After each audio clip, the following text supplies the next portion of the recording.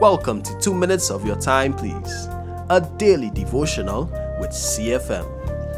In a person's mind, especially a young person, when they hear church, one of the first things would come to mind is restrictions.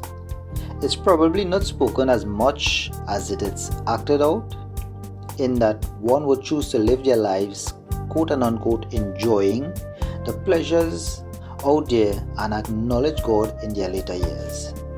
It's a win-win situation, or so it seems. Now this can take many angles from here, but my concern is God not concerned about our pleasures?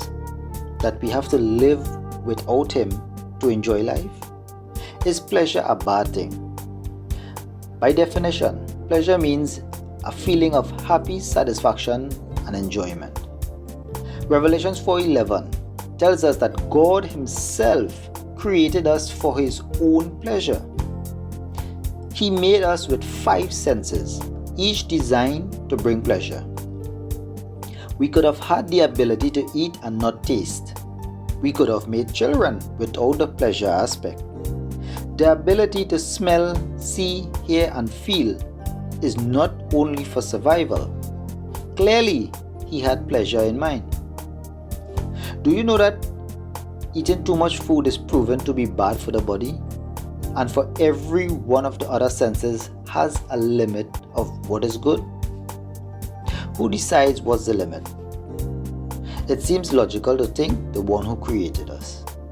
So when we see guidance as to how pleasure should be done in the Bible, it's not to deny us pleasure as if God is against pleasure. He knows the limit He made us with. Cross those limits and it is harm more than pleasure. It becomes sin.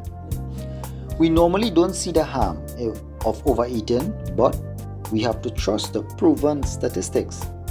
So, pleasure the way God intended gives God pleasure.